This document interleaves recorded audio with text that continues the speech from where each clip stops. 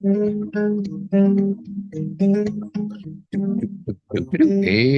we go. My name's Todd. This is Cathy. Welcome back to another episode of Zen Parenting Radio. This is podcast number 718. Why listen to Zen Parenting Radio? Because you'll feel outstanding. And always remember our motto, which is the best predictor of a child's well-being, is a parent's self-understanding. So I'm going to share a few quick things and then also talk about your Zen parenting moment for a second. Sure. But first, why don't you tease the main topic? Do you have any like William Wallace like clips where he says freedom? I don't. But what's the opposite of freedom, sweetie? Non-freedom? Control, right? Control. Okay, that's good. All right. So it's funny because we'll have a quick discussion about this clip. But, Okay. I'm hoping you'll know what this is from.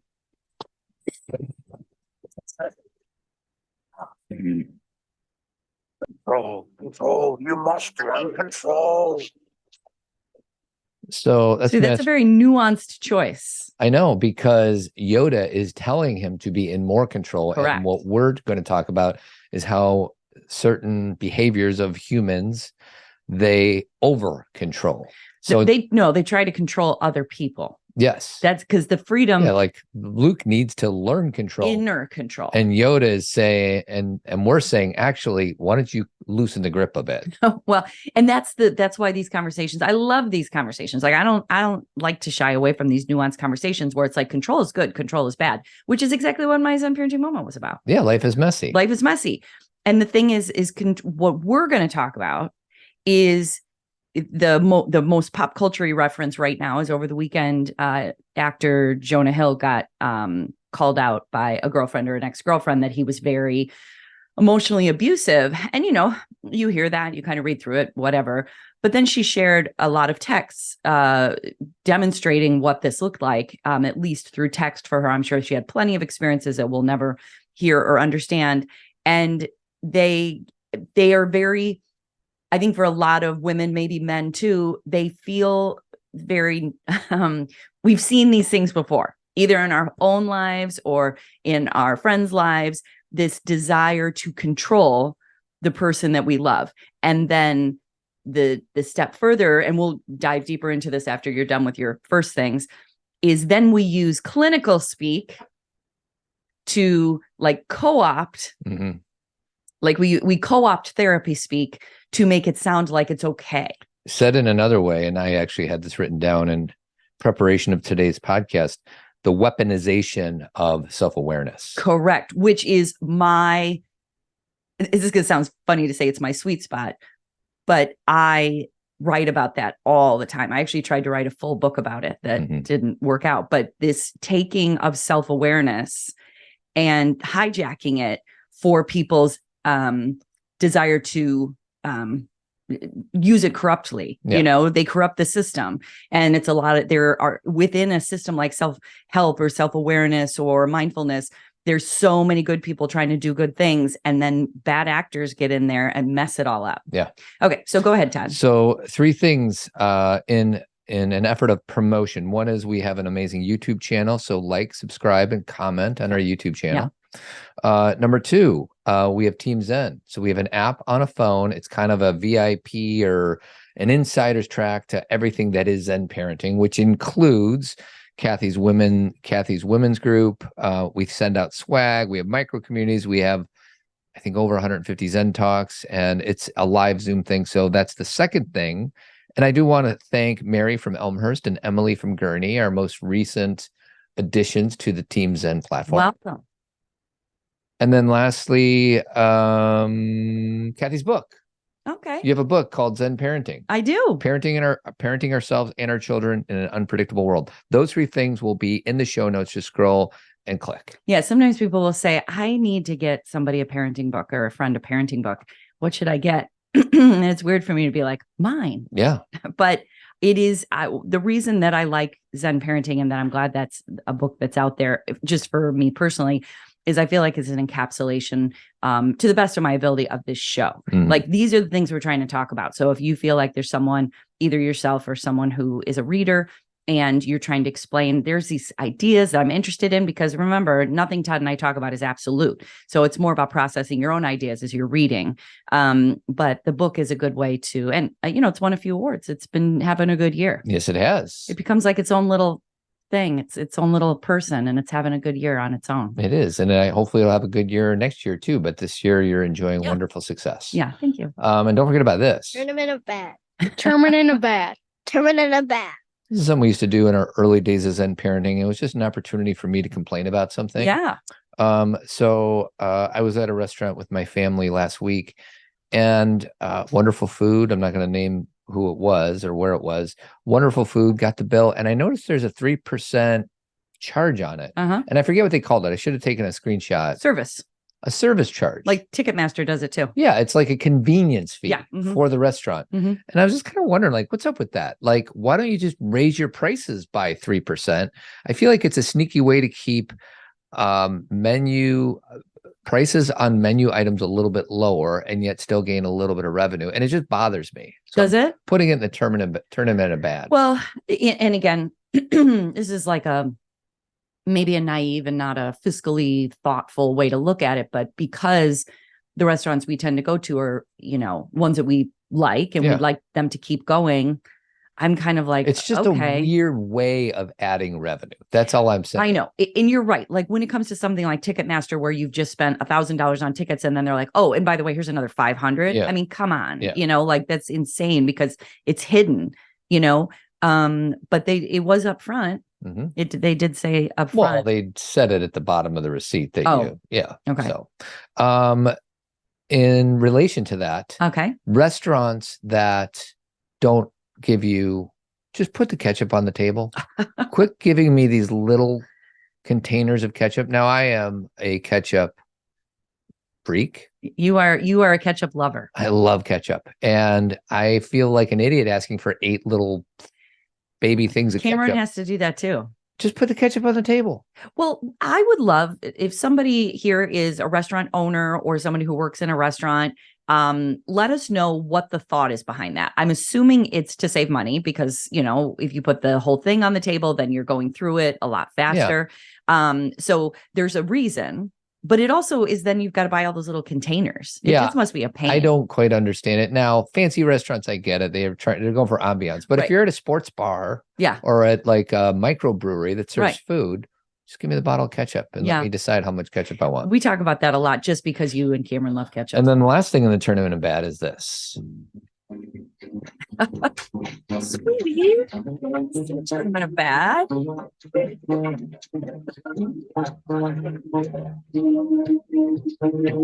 the birds? I have no idea. Oh, here they come. They're just propping us. Love, exciting and new. If you're a Gen X, just think about where you were when you're watching this show. We're expecting you.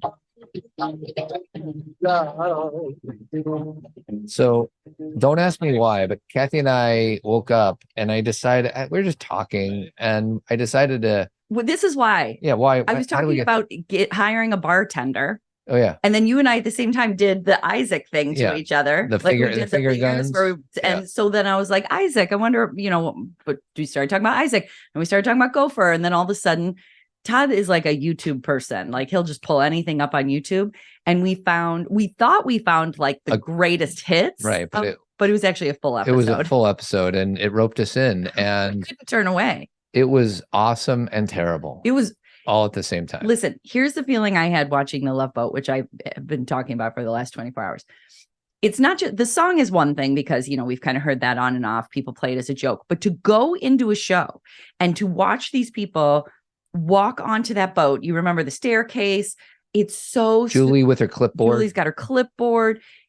It's so soothing because of the age I was when I was watching that. Like I had such fond memories of watching that it took me back. And then Todd and I just had a ball because everybody who gets on that boat is famous. Yeah. And we had to figure out, remember this person. Mrs. Brady showed up. Mrs. Brady, Florence Henderson was there and she was like she was kicking it with Bill or Bert Convy. Yeah, something like that. And they, a And lot Vera of making out. Vera from Alice Vera showed from up. Alice and Tanya Tucker and Mel Tillis. Yeah. Was that Mel Tillis? Yeah. They, Julie and Vicky, because they're, Vicky's the captain's daughter. They are like in charge of all the entertainment on the boat, and they had a jamboree, theme. So they had all these country singers, and that was a whole thing. And the mom from Arrested Development was on it. Oh yeah, Lucille, whatever. Lucille one. Bluth. Lucille Bluth. So anyway, the plots left something to be desired. The plots were awful. And they were not politically correct at all. That's one thing I will say is there were the jokes were inappropriate, body image stuff, female male control power. That's which we're going to talk about today. Different time. Mm-hmm. But we kind of had fun. It was fun. We didn't know it was a 2-part episode. I know. I was like, now we're not going to find out what happens to that brooch. And I don't think we're going to. I think there was a brooch. Oh, George Jefferson was on it. Oh, too. yeah. And he was kind of phoning it in. I was like, George Jefferson is such a good character. And Sherman Hemsley, is that his name? He's a great actor, right? And he's playing this, like, you just see that exaggeration of a human being. You just see that a lot of these people who go on this, it's kind of the 80s version of Dancing with the Stars. Or maybe that's not kind. Maybe it's like it's the next, they're like trying to do another thing. Yeah. Like, they're like, I'm not on TV right now. I need to get back on TV. And I think they're not psyched. Yeah. They're kind of like, here. Okay, I need a paycheck. Let's do this. So they're kind of, let's go on the Love Boat. They're kind of phoning it in a bit.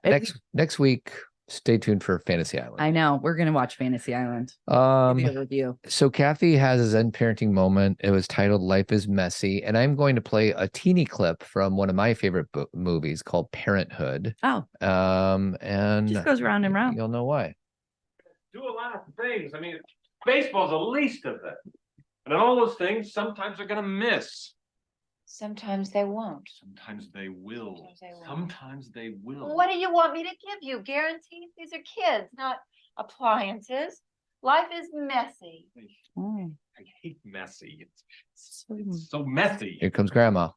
When I was 19, Grandpa took me on a roller. So I'm not going to play that clip that Grandma I can play the roller coaster story. Well, it's another hour and a half, another minute and a half. I know. But it's a wonderful scene. If you want to YouTube the Grandma Parenthood scene because you want her inspiration, but I didn't remember that they actually said life is messy. Yeah. It's the roller coaster story by Grandma on Parenthood. It's wonderful. But so anyways, so I'm just so the quote that you led this one is from Tara Brach. Mm-hmm. There's something wonderfully bold and liberating about saying yes to our entire imperfect and messy life. Yes. I highlighted a few lines from your blog, mm-hmm. so you could either just share whatever you want, or you say every decision and discussion contains nuance. Life is messy, less definitive, and we're constantly forced to wrestle with the paradox of opposing expectations. You're perfect as you are, but keep improving. Relationships can offer fulfillment and happiness, but relationships can never truly make you happy. Be wise, but keep making mistakes. You go on to say the internal world of all human beings, regardless of age, is paradoxical and undoubtedly messy. Anything you want to share beyond some of those quotes? Just, I think the first couple lines I write about that we like life to be metaphorical, like it's black and white or, good or bad. And we're like, you're either good or bad. You're either my friend or you're not. Yeah. And it's funny. We're going to talk a little bit about that with friendships too. Mm-hmm. That's one of the things, but it's like, nothing is like that, everybody. Right. And I know it takes age. Like I'm from a very privileged position right now, being the age I am to kind of see the trajectory of life and recognize that nothing's like that. But I think I know there was times in my life, it doesn't even matter about me personally, but I knew that, like when you're talking to someone and they're like, well, now I'm going to cut you off because you did this thing, or I don't like this person anymore because they don't like the things that I like, or I made this mistake as a parent, therefore I'm a bad parent, or my kid had a successful week, therefore I'm a great parent. Like it's that these cut and dry things are not true. Mm-hmm. You are all the things. And that understanding, while Todd just said you lose a little control then because you don't have your certainty and your black and white thinking, it's also how you can be resilient through hard times because you don't see them as definitive characteristics where now everything's bad. Mm-hmm. You actually are like, yeah, like I think I've said this before, but something that I know that my kids know, and if they don't know it, they're going to, when they experience it, they're going to be like, oh, mom used to say this all the time, is when things are not going well. Yeah, that's part of the whole thing. Now, if you're having consistency where you keep hitting walls, things may need to change, shift. It may be you, it may be something that you're putting out there, but the idea that things go wrong doesn't mean you're wrong. Well, we've had some of our, all three of our children have had super duper big time struggles. Yeah. And there were times in those moments I'm like, how did I miss this? Or how did we miss this? Or how did we let it get to this point? And that's no indication on how good of parents we are. Just sometimes stuff happens. Well, even that sentence as a parent, how did we let it get to, it's their lives and they are having an experience. And sometimes there's forces that are outside of our home that are contributing that they couldn't have predicted. Like, that's like saying, how did we, not catch the coronavirus before it affected our whole world? Like, it's very, and life is unpredictable. And for me, it's like, there's an egoic part of me. It's like, as long as I do this and this and this, then our kids will be this and this and this. And the bottom line is that's not possible. But what we're trying to do is minimize the odds of our kids being terrible people. Yes. So when we're talking about nuance, that's the thing, is that we'll go back to Yoda at the beginning about control. You must have control. There are parts of being a parent that necessitate our attention. It necessitates structure and boundaries. And, everything I'm writing about now is conversations. You have to be willing to process through something yourself first, and then talk to people about how you're feeling, what's needed, what's being missed, and listen. It's not all about lecturing. It's about listening. But maybe as the adults, not even maybe, as the adults, I think it's our responsibility to open those doors. I don't think we wait for our kids to come to us and say, you could have come to me. Are we opening those doors where they know a conversation is going to be a safe, non-judgmental, connective place? Or they look at a conversation as being the greatest judgment, fear of retribution, fear of consequences, fear of losing respect? They're not going to talk to you about things. Sure. So we have to be thoughtful about that balance of, where we are drawing the line about things and where we are also opening doors to things. Yeah. So it's more like, it's not that challenges won't happen to us and to our kids, but what we are shooting for, our goal, to begin with the end in mind, is that not if, but when these things happen, that we have created a space for conversation, of support, conversations, dialogue, relationship building.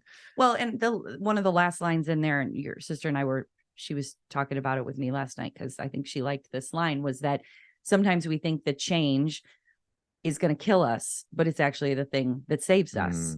And I'm going into kind of a fall of that, meaning the fall of the autumn, because I have a daughter going to college, and she loves, it's like, if you like what's happening in your life right now, going to college doesn't necessarily sound that exciting. Right. Do you know what I mean? When you're like, I like my friends, I like my partner, I like my job, I like where I am. It can be a little daunting to be like, oh, and now I'm going to go start over.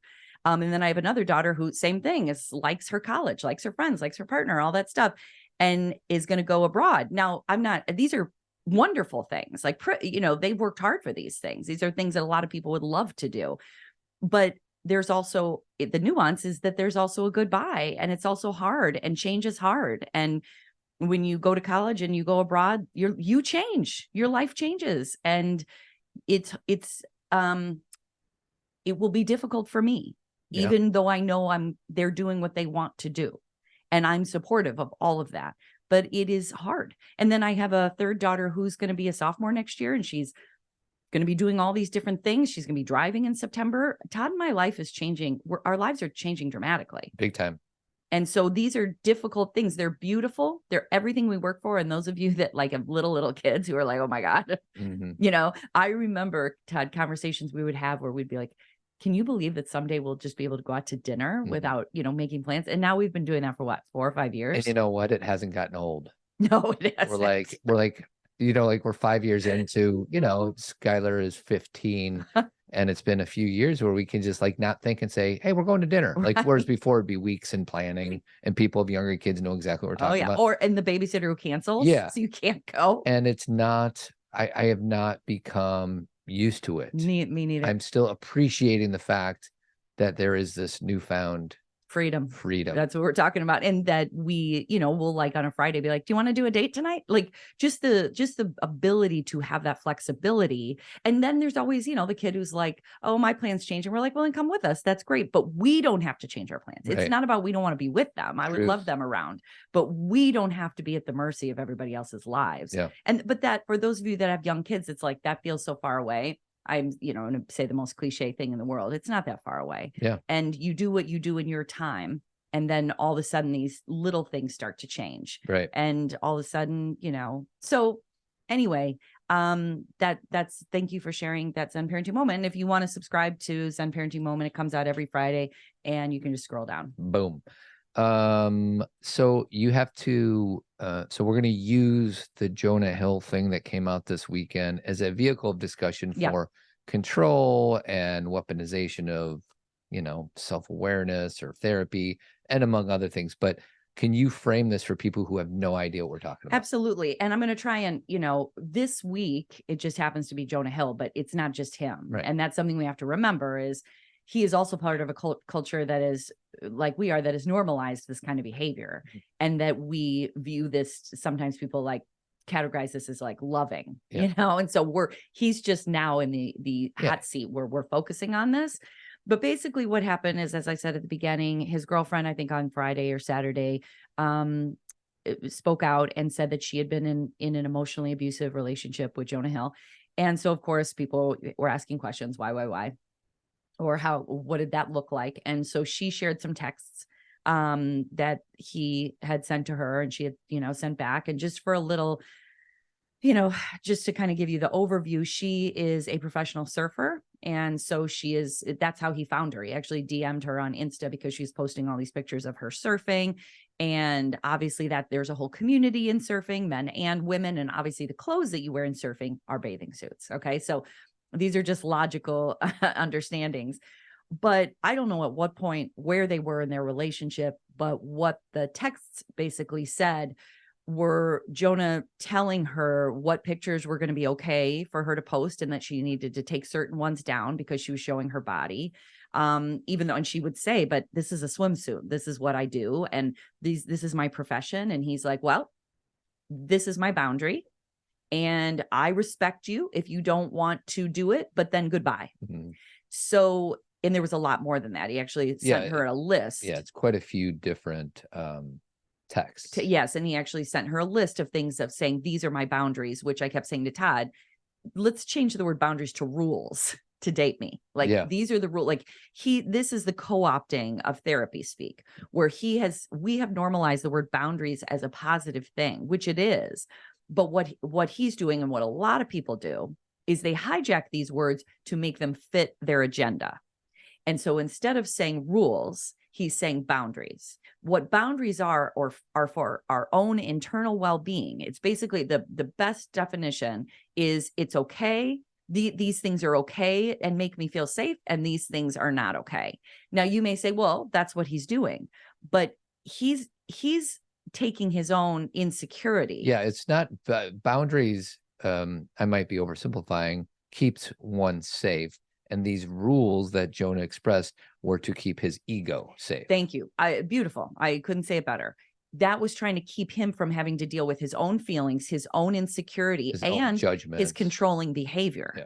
Because this behavior, probably he used different words for it early on. Mm-hmm. And then now he has the word boundaries. Mm-hmm. And to say, oh, I respect you if you don't want to do them. Obviously you don't. Mm-hmm. Like there's, again, the language manipulation. And this is what happens, as I went through a big phase last year. People listening will remember that, I talk a lot about cliques and cults.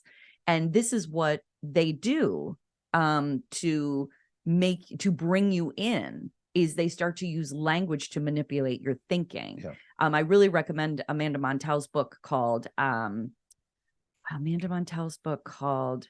it up. Something, I can't remember, but it's one of my favorite cult books because cultish, that's it. Because she talks about how language is really what's used to manipulate people. It's not that people, it's a vehicle we have. It is. It's not a strong arming where someone's actually physically manipulating you. They are using words in two ways. Number one, to make you feel guilty, bad, ashamed. And then number two, to make you feel special. So, they will use language like you are, well, this is the easiest. They'll use language that other people don't understand. Interesting, like therapy speak, where only certain people know this acronym or only certain people know this language. And we use it, the best community, just one that I was part of, is yoga, where people use a lot of yoga language, a lot of mindfulness language, which I have also used and I still use it. But it's used to kind of push other people out and to make other people feel special. Like, you don't know what I'm talking about. So anyway, that's the plot point that Todd and I are going to focus on. Yep. But it's not just him. No, it's a culture. It's a culture. Yes. So there's so many different ways that, because when you and I were talking about this over breakfast yesterday, through a very limited lens, you can use all this speak to say, well, I'm just going to be restating what you just said, is like, no, these are my boundaries. You can, if you want to go, like, you can defend these, his behavior based on, hey, these are my boundaries. And if you can't deal with them, then we'll just break up. And I'm just being honest, like through the lens of honesty. I know. And well, the use of the word honesty. Yeah. Yeah. Right. It's like, I'm just being honest. Right. So and there's so many gradations of it, it could be so small. Yeah. And then there's something so obvious. And this is on the more obvious, like he's telling her what she can and can't post. And exactly. So for those people that are like, well, that is his boundary. And I don't know if a lot of people listening believe this, but let's go to a deeper level. What is love, right? In a relationship, what is love? Because this is, are you going to play the song, What is Love? Maybe. As I say things and I realize they have pop culture references to them, I watch Todd and all of a sudden he like starts typing something and I know he's going to do it. But what is the definition of love? And this is where I want to bring in, after Todd plays this song. What makes you think I'm going to play a song? I just watch you on the board producing. Oh, that's not it. This is not What is Love. Having some technical issues. Sweetie, if you want, there you go. What is love, sweetie?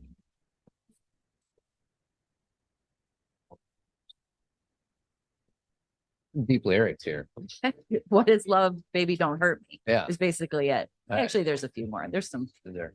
Okay, go ahead. Sorry. Okay. So one of my favorite definitions that really, I think, hits at the core of what love is Maya Angelou. And we've probably done shows about this in our first 5 years of podcasting, because I remember it was a masterclass that Maya Angelou did for Oprah Winfrey's channel. So this was a long time ago. Yeah. But her definition of love was love liberates. Mm-hmm. Love sets us free. And, Todd, if you wouldn't mind, would you play the clip that it's at the end? It's the one that starts at 4 minutes and 40 seconds. Oh, sure.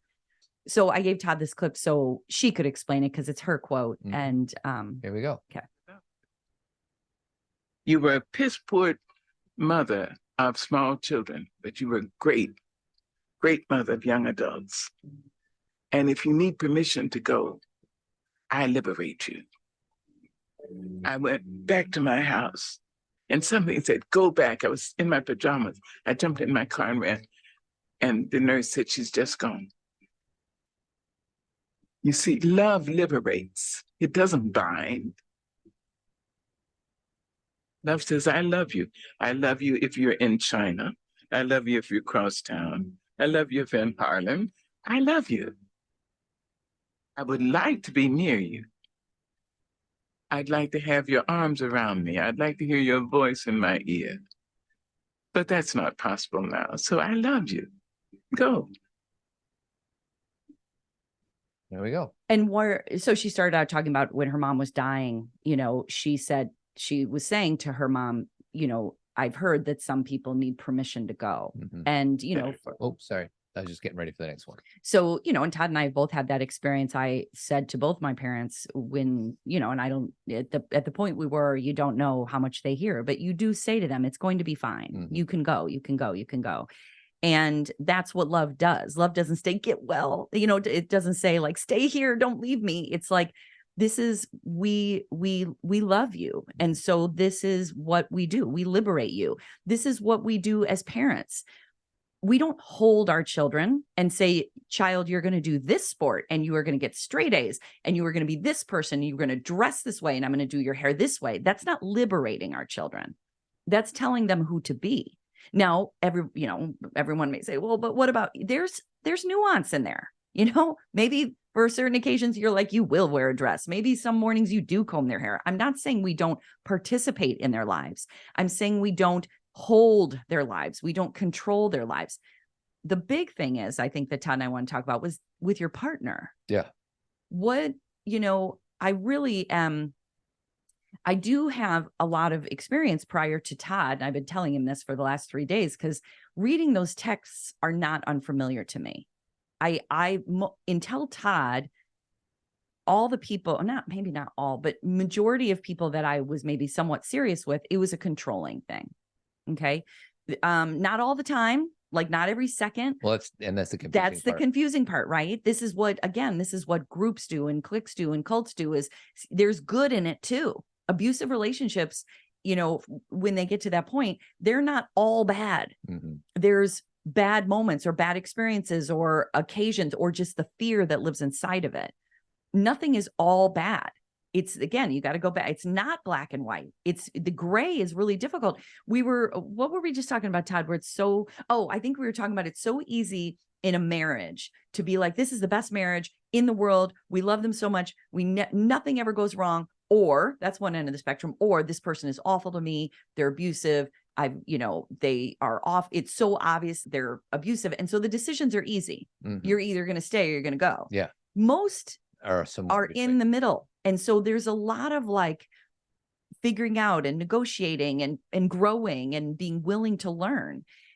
And so Todd, for me, and it's not about that Todd has done everything perfectly. No, go ahead. Keep going. It's good. What I knew about Todd when we started dating was I knew he was a nice person and a good friend. I had watched him with other people. It didn't mean that I could have been surprised and he would have been a controlling person. Which also sometimes happens in relationships, because when going into a relationship, we tend to show the best version of ourselves. Correct. And then a year into a marriage, a year into dating somebody, then all of a sudden, the snow globe is now resting. The latent misogyny kicks in. Yeah.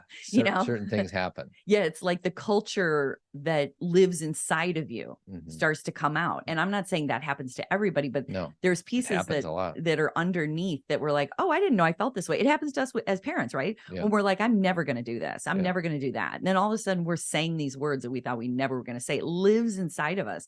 And so what I will say about, and again, I'll just focus on Todd, is that one thing he does for me, and sometimes it necessitates a conversation so he understands why I need it, but he sets me free. And I don't mean in like a relationship where we're like swinging with other people.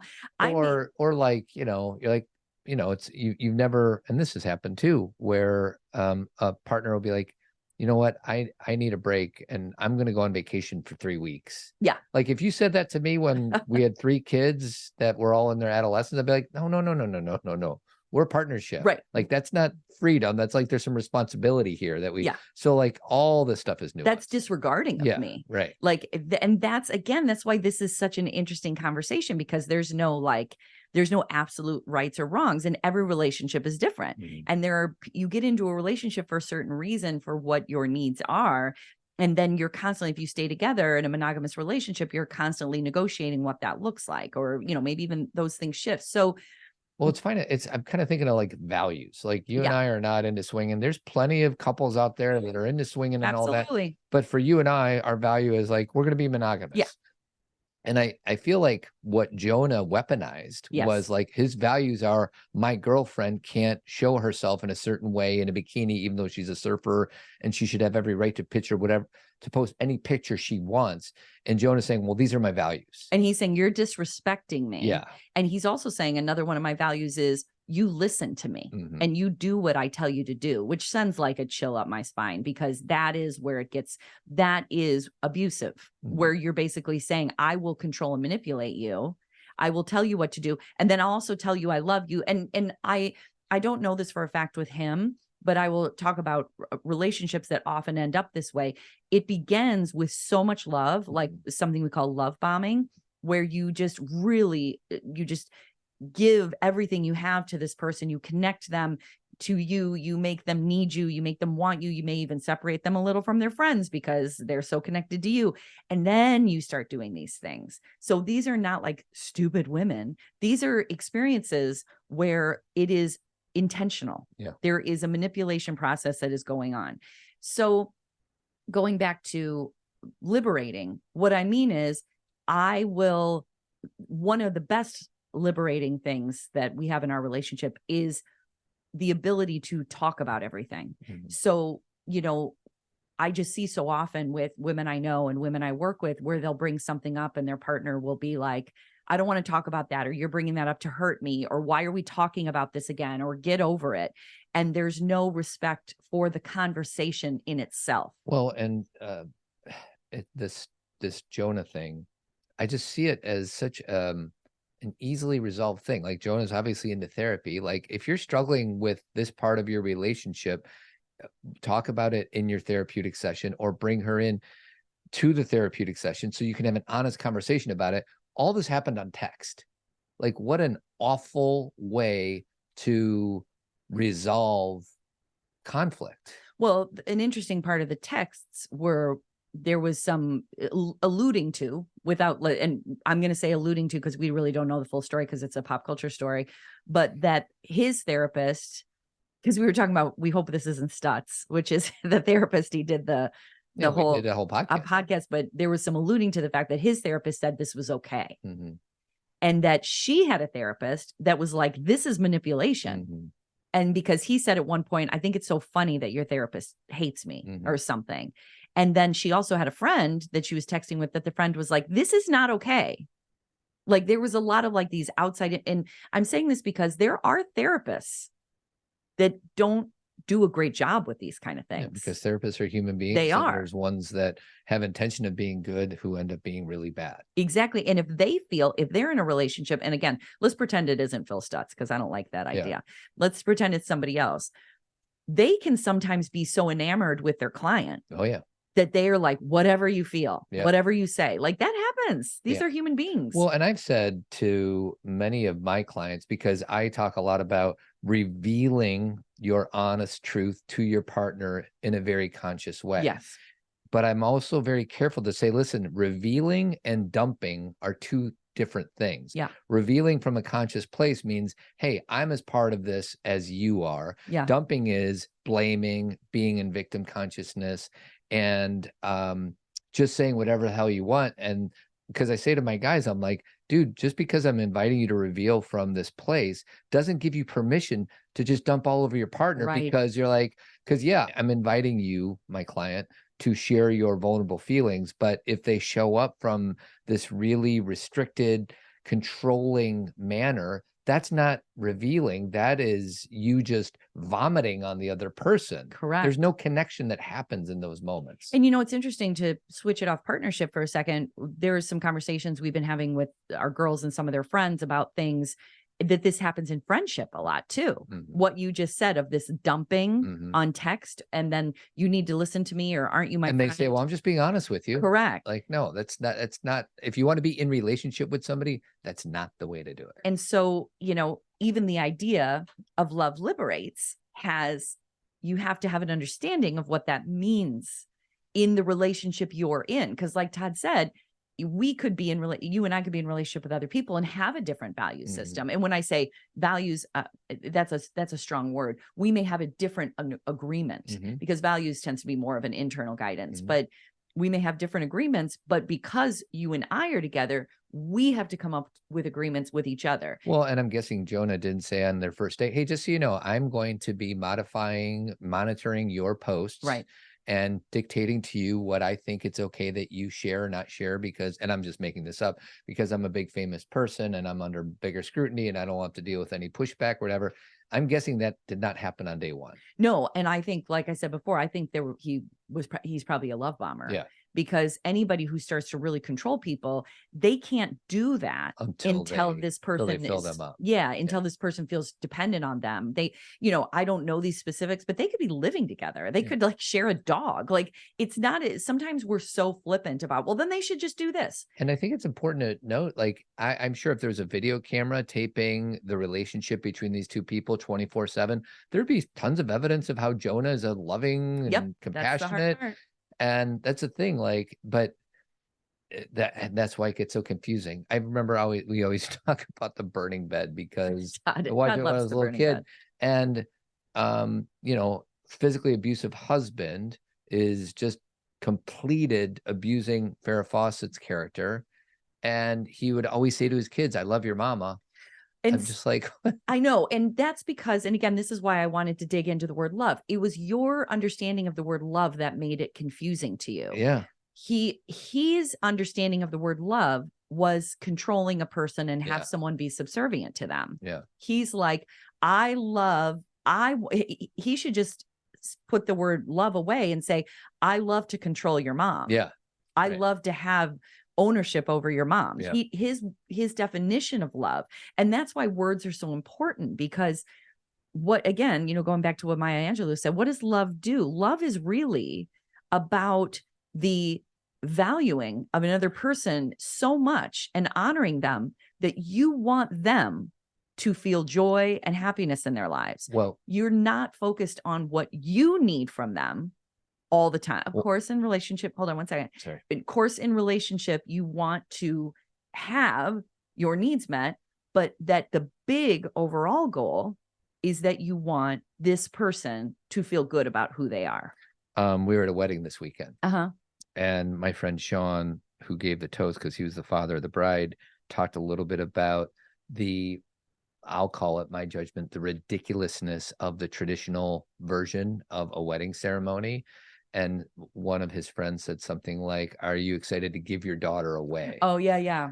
I and he's like, "That's so absurd. Like, she's not mine to give away. Mm-hmm. Or do you take this man to be?" I thought it was just a really interesting part of his toast. And I might end up stealing some of what he shared, because I totally believe that. Like, my daughters are not mine. And the fact that language resides in a marriage and a wedding ceremony is the most, and I know it predates to when women were property and all the ridiculousness of it, but it still kind of seeps into our 2023 culture. Yeah. Well, we love tradition, ritual, and sometimes we don't realize what we're saying and where it came from.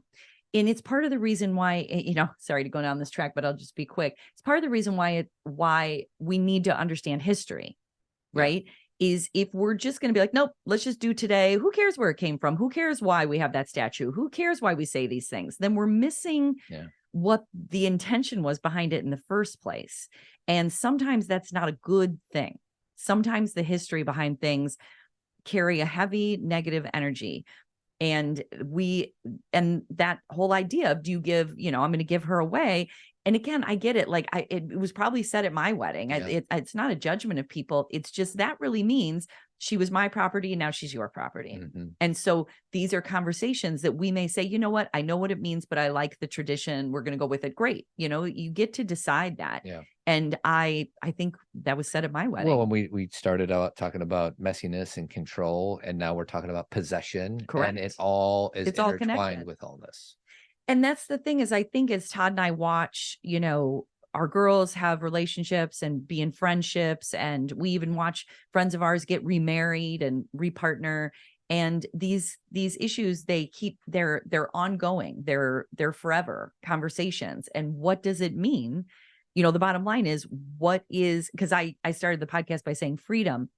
Can we see that setting people free in a conversation, in like the smallest level, like allowing them to share, setting them free when they're like, you know what, I want to change my career, setting them free when they start about how they dress or who they are. It's a way of loving them. It's a way of supporting and honoring. And then the place where we then speak up is we also have to honor ourselves in the process. If those things that I just referred to are hurting us in a way that our partner doesn't understand, we also need the freedom to vocalize that. This is a very circular thing. It's not a one-sided thing. It's not a love your partner and forget about yourself. And it's not only think about yourself. It's a constant cycle of awareness. And I just think that one thing that I know, with my children, and, they're becoming adults, and it's even more important that I set them free. But when they were little, when they were done with a sport, when they were ready to try something new, when they wanted to wear their coat backwards or wear 2 different shoes, to set them free, like, just be like, okay, and even for those middle schoolers who are like, I'm not going to wear my coat to school because it's not cool. Okay, go free. So, and to, instead of control and tell them what they need to do because it makes you feel more comfortable, versus allowing them to have their life experience. And every conversation, I feel like, because Todd and I do Team Zen, which is our Team Zen app. And we have live conversations every month, a few of them. And parents will always bring us examples, live examples of something that's going on in their lives where this is a very nuanced situation. They'll say, well, I want to set them free, but this is dangerous. And I'm like, okay, well, then this is different than setting them free. You also need to have some conversation about how this is dangerous. So do you see how it's very multi-layered? But the going back to the initial conversation about these texts, that to me is a very clean-cut version of co-opting language, mainstreaming therapeutic language, and then imposing it on somebody to justify your control. And that may have been a one weekend conversation. But I think if you're listening to this, we're going to use it to help teach. That's all. Can we use it? And if you're somebody who receives texts like this, it could be from your partner, your friends, whatever, or you send them to your children or your partner, whatever. What's going on? Like, what is the thing you're fearing? What is the control? Why are you exerting this kind of control?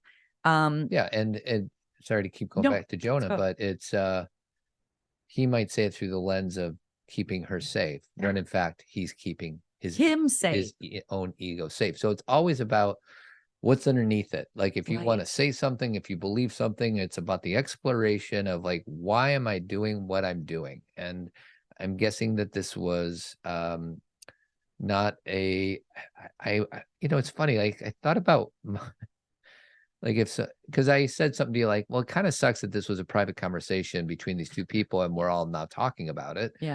And there's so many layers to that, because, like, I don't know how to describe this without sounding like I'm patting myself on the back too much. But if the social media were interested in what my texts were, which they're not, but if they were, I really don't think there would be much there for me to be embarrassed about. So that's the one thing. And then the other thing that you said that was interesting to me, which I now understand, is if she didn't share these screens, he has the power. He's more famous. He's got the Academy Awards. She's a surfer. And we wouldn't be talking about it. It would go into the ethers and be like, well, it's a he said, she said thing. Well, because Todd said, and I get this, again, this conversation is an open conversation. There's many different viewpoints. And he's like, I don't think you said, I wish she wouldn't have done this, but you're like, it's kind of personal that she's sharing all these texts. And your inference was she should have done this another way. And I said, what should she have done? Like, this is the very, and I'm going to use the word patriarchal idea, is that people shouldn't do this. They should do it another way. And I'm like, what's that way? Call the police, tell your friends who are going to be like, well, he's more powerful than you. So what are you going to do? And even if you do, and when I say go to the police, this is not that kind of situation, but in a situation where you are physically harmed, and then you go to the police and you don't get help anyway, because, the idea of you're questioned about your experience. You're told that you're lying. You're told that you're being dramatic. Like, there's this belief system that there's this way that solves things for women. Well, and I'm trying to think, what's her name? His girlfriend? I don't know. Oh, honestly, I don't. God, I forgot. Kate. I think she's a surfer. I think her name's Kate. Yeah. Oh, and even to Kate, what was her intention of sharing this? My hope is, and my expectation is, probably she wants to share her experience so that other people who start getting manipulated can empower themselves in such a way to be able to do that. And free herself. If she's doing it to get back at her ex-boyfriend, that's probably less. Oh, her name is Sarah Brady. Sarah. So it's not Kate. Sorry, Sarah. It's all about what's her intention of sharing this. And my guess is it's to help and not to harm. If she's just doing it out of vengeance, and I can't say what's in her brain, but my hope is she's doing it to empower other people that have been in this position so that they can empower themselves. She actually says, so he's, by the way, in a different relationship right now and just had a child. Okay. So she said, it says, starting July 7th, Brady began sharing these Instagram stories about Hill's alleged emotional abuse, posting DMs and texts that she said were sent by the 39-year-old actor. She said, sharing this publicly now because keeping it to myself was causing more damage to my mental health than sharing it could ever do. Yeah. And again, that was where you're like, well, I think you were like, you didn't love that. And the interesting thing about, and this gets a little messy, I'm not saying right or wrong, good or bad, but what we know about traumatic experiences is the ability to share them and write them change everything. Yeah. We had Sarah and Nippy from A Little Bit Culty, their podcast. They were on our podcast too, and we were on their podcast.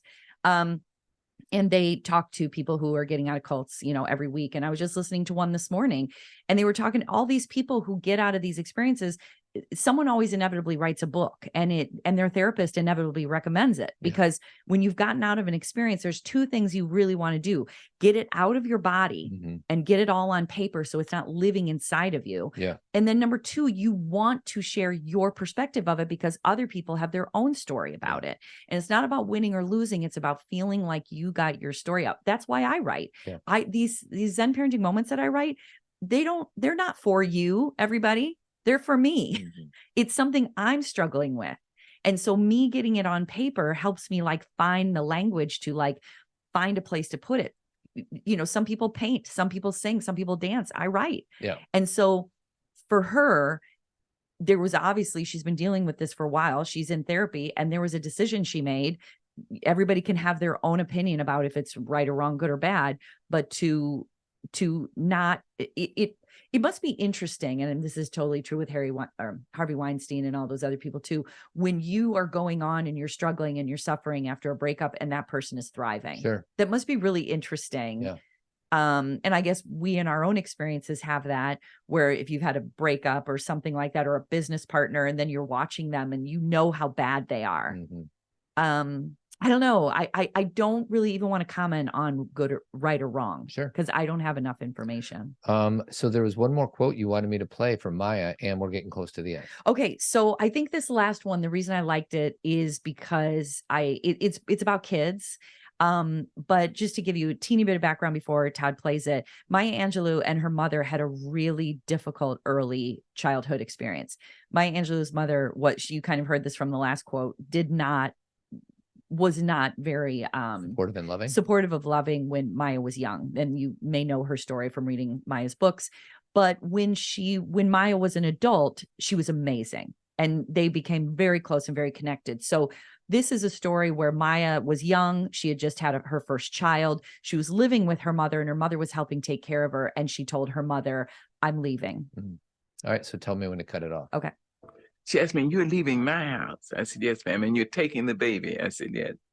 She said, "All right, remember this. When you step over my door sill, you've been raised. You know the difference between right and wrong. Do right. Don't let anybody raise you and make you change. And remember this, you can always come home." I went home every time life slammed me down and made me call it uncle. I went home with my baby. My mother never once acted as I told you so. She said, "Oh, baby's home. Oh, my darling, mom's going to cook you something. Mother's going to make this for you." Love. She liberated me to life. She continued to do that. That's good. All right. And that's something that I believe in very deeply. And I know that I have worked with families where there have to, because of addiction and certain things, there's had to be certain decision making where you can't do that. And I get that. And this is not a catch all. But if we have relationships with our children where we feel like, there's not that issue. I love when my girls go out in the world and then come back. It's like one of the best things ever. Like, and it could be a little thing like a choice they made just for the day. And then they come back, and our decision to not judge, to not say, I told you so, to not be like, well, you wouldn't have had to go through this if you would have listened to me. All that's our ego of needing to win. Yep. Versus being a safe place where our children, where we give them all that. Like, what I love about that quote is she starts by saying, the mom's like, okay, you're raised then. If you're leaving, you are raised. But when, and so she's setting that boundary of you're now an adult. But every time Maya came home, she was like, yay. And that's, I get goosebumps because that's how I feel. Like that's the enjoyable part of having adult children. I love, like JC's traveling this week. She's been gone for a week and she gets home like tomorrow or Wednesday. And it's so fun to have the kids like go do life and then come back. And even if they're going to do something crazy, where we're like, oh, geez, just to come back and be a place where they can lay it all out, share their experience, refuel. Yeah. Because when we go outside, we get depleted. Yeah, we get depleted. So, and to share the positive and negative, they may say, you know what, I shouldn't have done that. And here's what I learned. But that's so valuable. Mm-hmm. And I don't, just like Jonah or us as parents, don't have such an ego stake in it. Mm-hmm. It's not about you. Our ability to just be like, I hear you where you are. I'm glad you've learned this. I understand. Or they're just beaten up and, life is beating them up, and be like, I will take care of you. Yeah. Well, and maybe closing thoughts on the whole Jonah thing, because that's what we've been talking about most, is the one piece that I don't think we shared specifically, but we have been sharing it generically in this whole show is, does he have any idea the impact to his girlfriend? Right. Like, if love, it's freedom, it's every control. But if I'm dictating to you, Cathy, as my wife, that this is what I need you to do, and have a complete disregard of how it's landing for you. Yeah. Or what I need. Or what you need. Yeah. Like, we didn't say that. We kind of said it in so many words, but I just think it's important to remind myself that whatever I do has an impact. Yes. Positive or negative. Yes. And Jonah's experience, at least through this very limited lens, is the impact was not healthy on your girlfriend. It was my way or the highway. Yeah. It's like, you're either going to follow my control. Yeah. Or goodbye. Yeah. And he used words like, and I'll respect you. Yeah. Which that's not respect at all. Right. And so, yeah, Todd, and this impact that we, when we are telling the people we love, whoever these people are, that they must do things if they are going to get love from us, then that's control. Mm-hmm. If we use love as like a bargaining tool, mm-hmm. then that's not love. Yeah. That's control. It's funny. We had a Zen talk last week, and there was a mom on there that was struggling because her son was not making really good choices. And sometimes love does look different. Mm-hmm. And we can have a whole nother show on that. I'm not about to open up that can of worms, but sometimes we need to do uncomfortable things through a lens of love, because our kids are going off the rails. Well, and it was interesting. The story she told was so amazing, because she and her husband, they were very concerned. Mm-hmm. And so they came up with a plan. Here's what we're going to do. They sat him down to talk. Mm-hmm. And he was so open and vulnerable and sharing that they didn't have to do any of the things. Yeah, all the punitive things that they thought. Guidelines that they were about to impose. And so the irony was. And she even said, she's like, you know what, son, I actually had some other things planned for this conversation. Right. But because you seem to be really engaging and open to this conversation, we're going to just put that on the side, and we may never have to revisit it. And he knew he could do that because they had liberated him for his whole teenage years. They have had so many conversations with him that he felt liberated to share, which kept from those punitive consequences and all those kind of rules. They weren't as necessary. Yeah. And so sometimes we're just, again, so black and white about it. It's either here or there, right or wrong. And there's so much gray in between, and it's ever changing. So Hopefully that helped everybody. We do have our 3 things: like, subscribe, comment on our YouTube channel, the Team Zen, and then finally Cathy's book. Hopefully, and it's all in the show notes, so you can revisit that. And I also want to say thank you to Jeremy Kraft. He is our partner since day one. So if there's anybody in the Chicagoland area that does painting or remodeling in their house that they need some help, give him a call, 630-956-1800, or just go to his website, avidco.net. Anything else, my darling? No, but if you really want to feel inspired today, go to YouTube, look up Maya Angelou, Love Liberates, and watch the whole thing. And it'll give you that sense of foundation that you need for the day. Keep trucking.